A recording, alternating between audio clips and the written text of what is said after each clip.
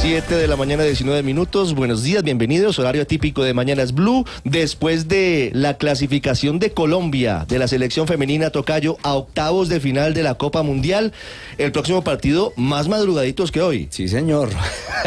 ¿A qué horas? 3 de la mañana. El martes. El martes 8 de agosto. Sí. Es decir, requete madrugaremos para acompañar a Colombia en los octavos de final. Esto no es fácil. Un mundial es eso, es un mundial.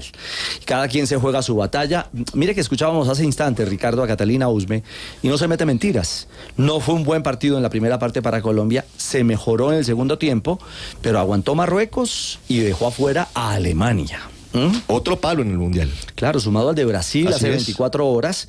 Ahora las alemanas bicampeonas del mundo no siguen en carrera.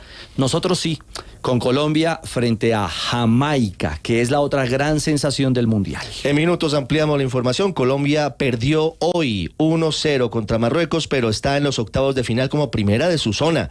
Y estaremos en segundos ampliando la información desde Australia. En segundo les hablamos de muchas noticias en la agenda informativa hoy en Colombia. Saludo a todos los amigos de Blue Radio en el país, en el mundo, y a quienes nos están viendo a través de nuestro canal de YouTube. Vamos a hablar de la terna que envió de manera sorpresiva el presidente Gustavo Petro a la Corte Suprema de Justicia para elegir al próximo fiscal general de la Nación.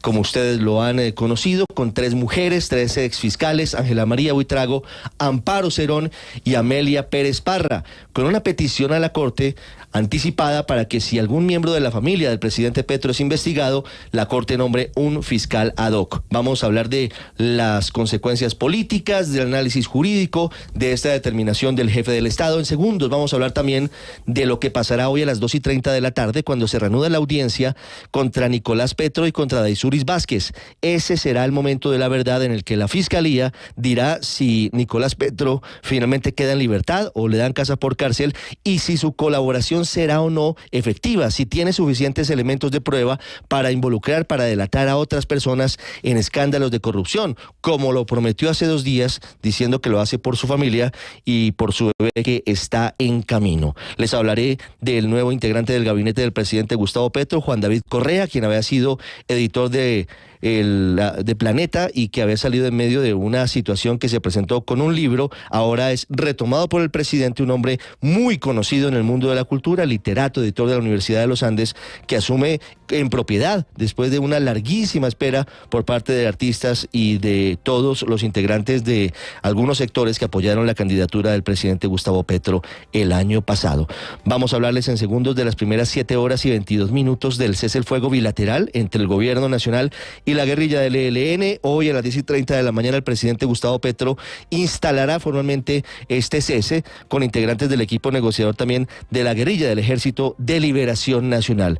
Y les hablaremos de la terrible historia de una patrullera de la Policía Nacional, de la patrullera Paula Ortega, que fue asesinada por integrantes de las disidencias de las FARC, disidencias de Iván Mordisco, que esperan un proceso con el gobierno, pero mientras tanto emprendieron un plan pistola y la mataron a la patrullera por 4 millones de pesos y por robarle su arma de dotación. Hubo explosivos en la vía Tumaco-Junín. Vamos a hablarles de lo que está ocurriendo con la liberación de un intendente de la policía en poder del ELN, de las conclusiones del Consejo de Seguridad en Bogotá, con la presencia del ministro de Defensa Iván Velázquez, y con la polémica por el llamado al presidente Gustavo Petro de nuevo a los jóvenes a la calle. Se restablece el paso en la vía Panamericana, se restablece el paso en el Magdalena Medio, pero siguen los bloqueos en La Guajira. Hoy, además, es día clave porque se presenta ante una corte en Washington el expresidente de los Estados Unidos, Donald Trump.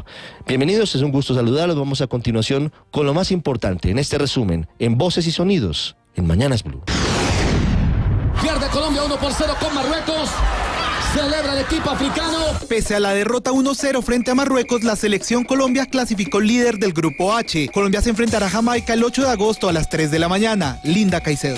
Hoy nos toca perder a nosotras, felicitar a Marruecos. Siento yo que merecí un excelente partido y bueno, ahora queda recuperar, ver lo que hicimos mal, lo que hicimos bien y bueno, ya pensar en la segunda ronda.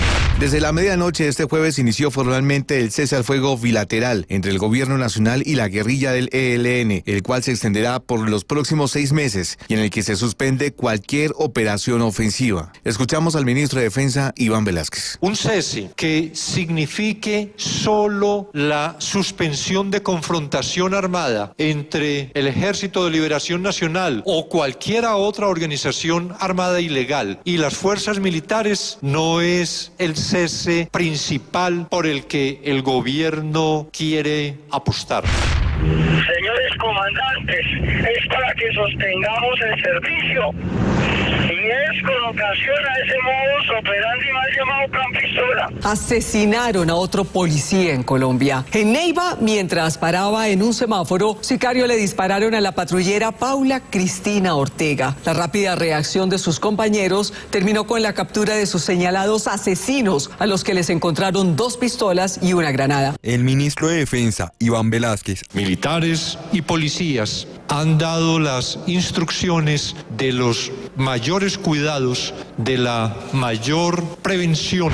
El presidente ternó a un grupo de mujeres penalistas expertas en derechos humanos para que la Corte Suprema de Justicia decida cuál de ellas será la nueva fiscal general de la Nación. El ministro de Justicia, Néstor Osuna. La próxima fiscal general de la Nación será una mujer colombiana, penalistas, las 3 son penalistas. La primera ternada es la exfiscal Ángela María Buitrago, reconocida por la investigación del Holocausto del Palacio de Justicia. La segunda ternada es Amparo Cerón, conocida porque lideró la investigación por el entramado de la firma Odebrecht. La tercera ternada es Amelia Pérez Parra. Tuvo el caso del atentado terrorista al Club El Nogal.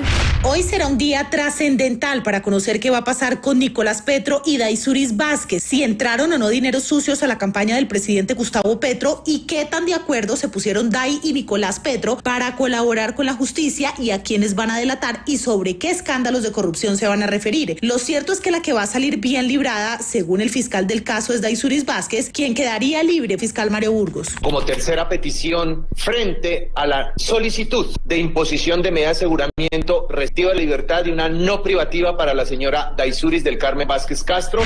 La Procuraduría le pidió a la JEP expulsar a alias Gafas si se llega a comprobar que retomó las armas contra el Estado. Esta solicitud se hace luego de que el gobierno lo incluyera como gestor de paz.